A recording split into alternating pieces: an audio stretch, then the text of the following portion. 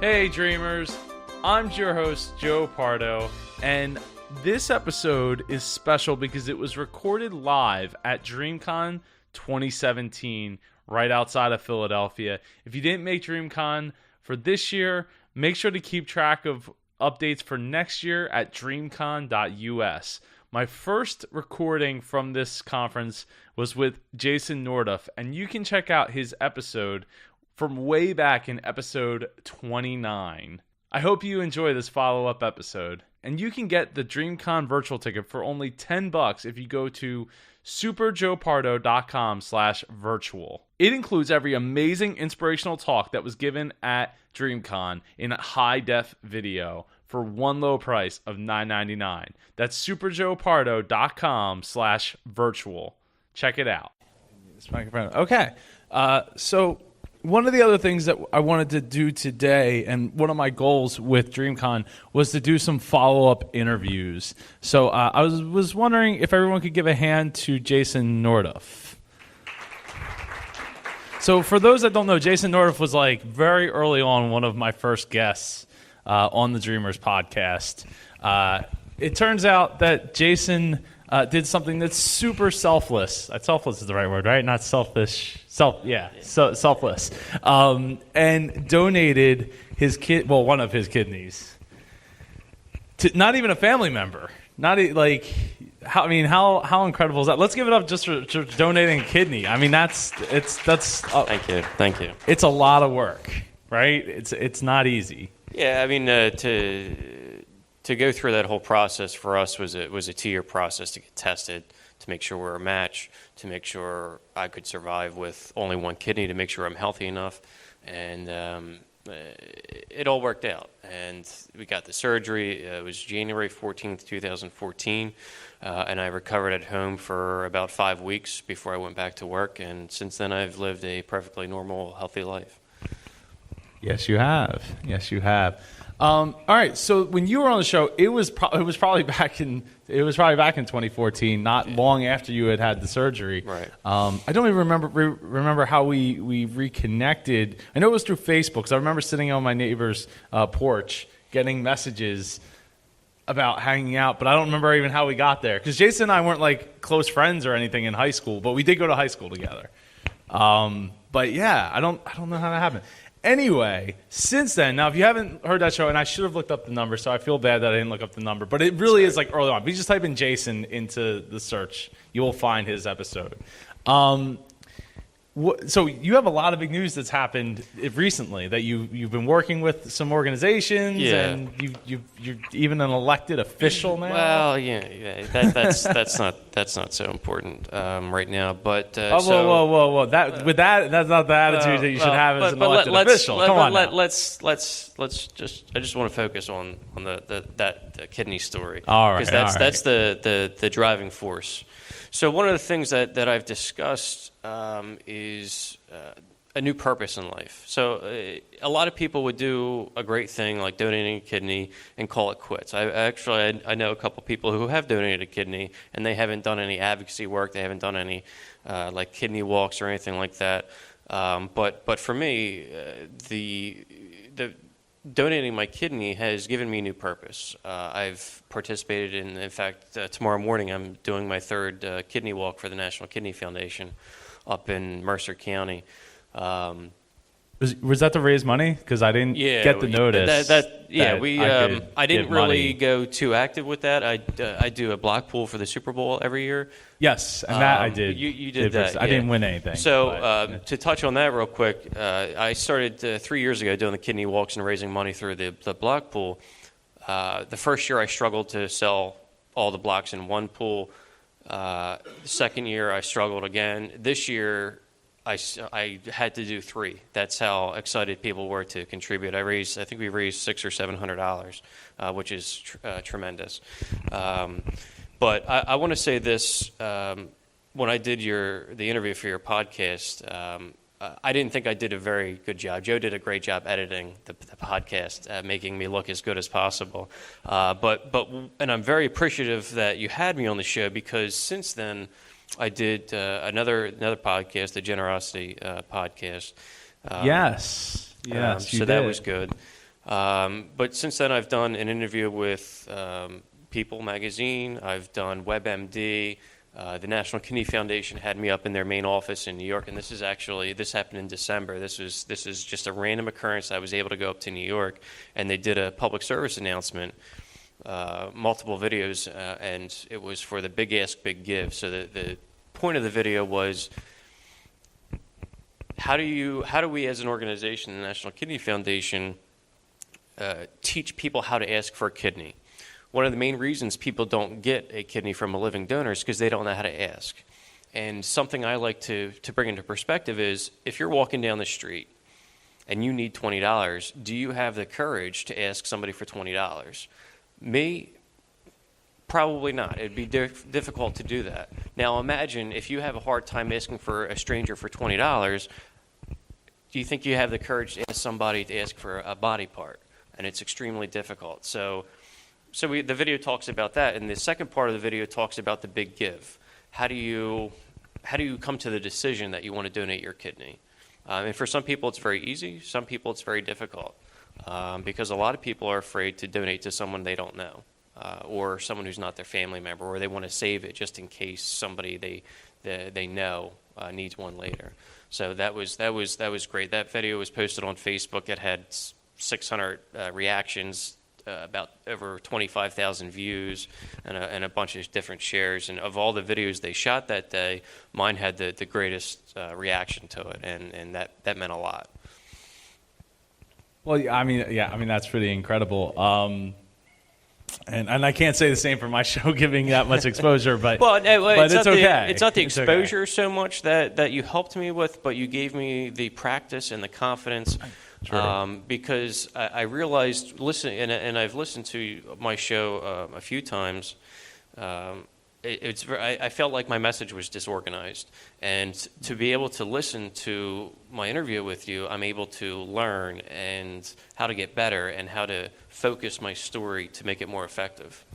Absolutely. Yeah, no, I would totally agree. No, and I didn't mean exposure necessarily for you, because I know that doesn't matter to you, but what does matter is exposure for donating kidneys as a whole is important. And it's, yeah. And the cool thing is, because of all the exposure, I mean, the attention is nice. Being on WebMD and all these other places all over Facebook is nice. But the popularity for me doesn't mean so much. But what means so much to me is when my neighbor across the street comes over and says, "You know what? My husband donated his kidney, and now we have something in common." I'm at a wedding, and someone at my table says, "Oh, by the way, I donated my kidney." Where I go, actually, the first day I went back to work after my surgery, one of my coworkers says, "I need a kidney."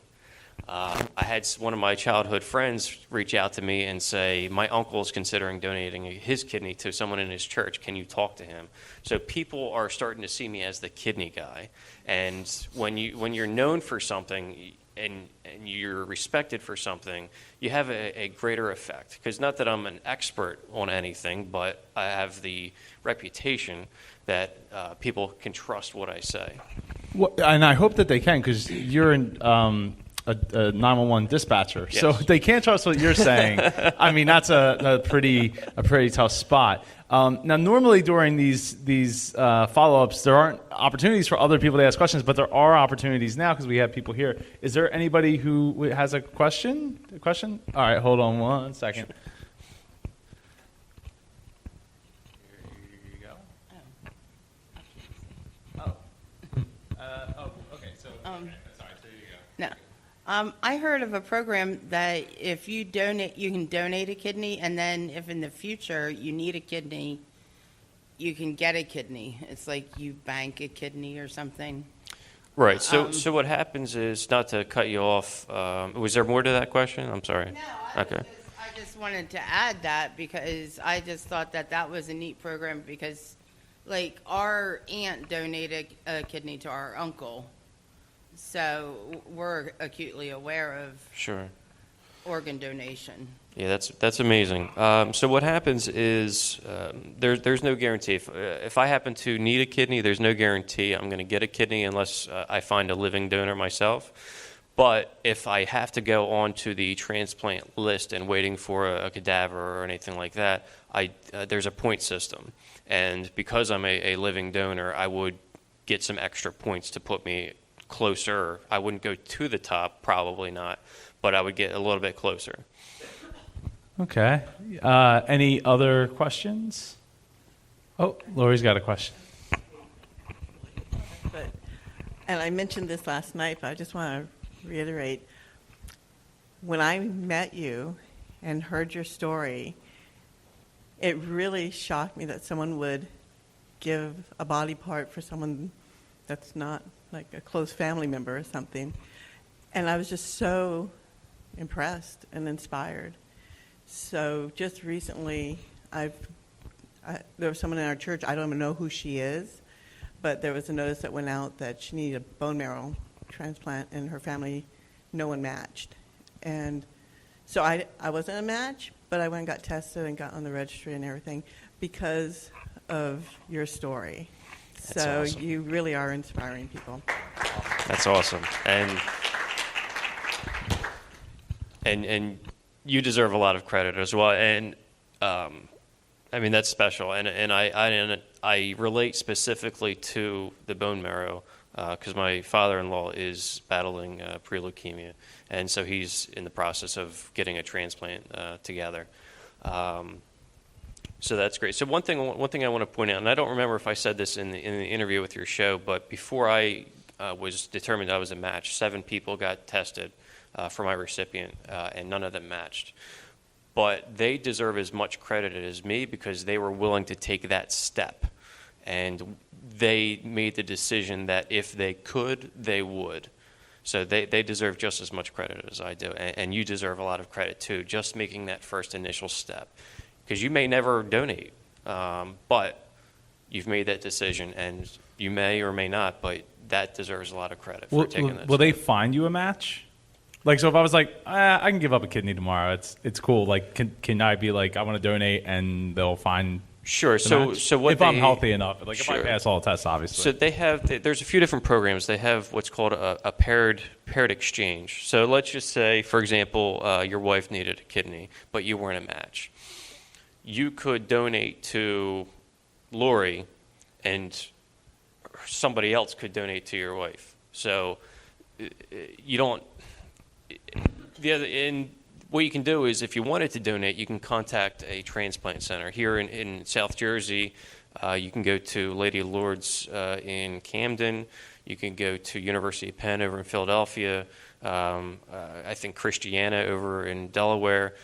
So there's 3 or 4 transplant centers close, so you can just call them up and say, hey, I'd like to donate, and they'll send you the paperwork, and they'll work with you, and they'll try to figure it out. Oh, awesome. All right. Oh, Scott has, so one last question from Scott.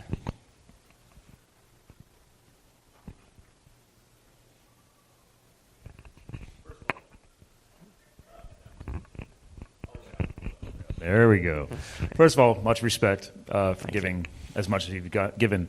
So I'm a big advocate for charity work, giving back. I've done years of supporting different charities, so I love what you've done.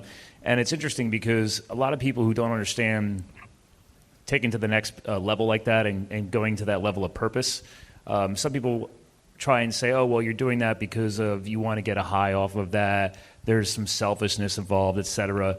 And it's taken me years to respond to that myself, and I'm wondering how you're going to respond to this because I was like, yeah, there is a little bit of selfishness in that. If that means that you're living a better, more fuller life, to me, okay, then I'm going to keep on doing charity work, and I'm going to feel good helping other people feel good. So I'm just wondering if you've ever had anybody bring that up to you and how you've built your own response. So as far as when it comes to my advocacy for organ donation and fighting kidney disease, I haven't really faced that question so much.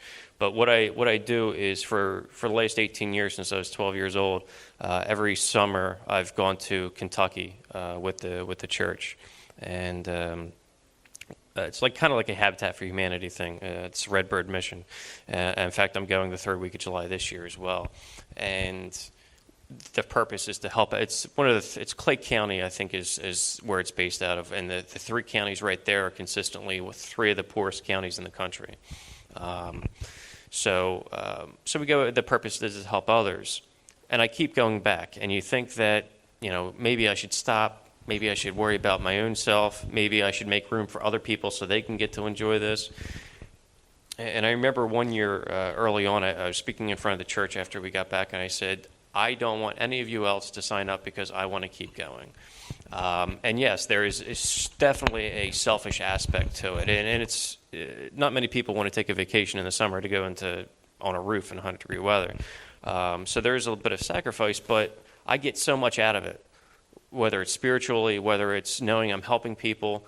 The good thing about going down there is I've been going for so long, I'm friends with the members of the community. I'm friends with the people who work at the camp all year long. So it's like family to me. So yeah, there is a sense of selfishness, but I'm not doing it for the popularity. I'm not doing it because people might see me on the internet. I mean, it's cool, but to know that I've had a real effect on people like Lori, and people can say that is the person that inspired me to do that. That's what makes me going.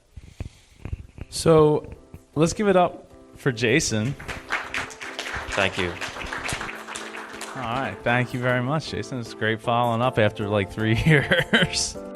Thank you for joining us for this episode of the Dreamers Podcast. Follow us on Twitter @Dreamers Podcast. Join us on Facebook at facebook.com/Dreamers Podcast. If you or someone you know would like to be a guest on the Dreamers Podcast, please send an email to j@jpar.co. This podcast is copyright 2014 by jpar.co.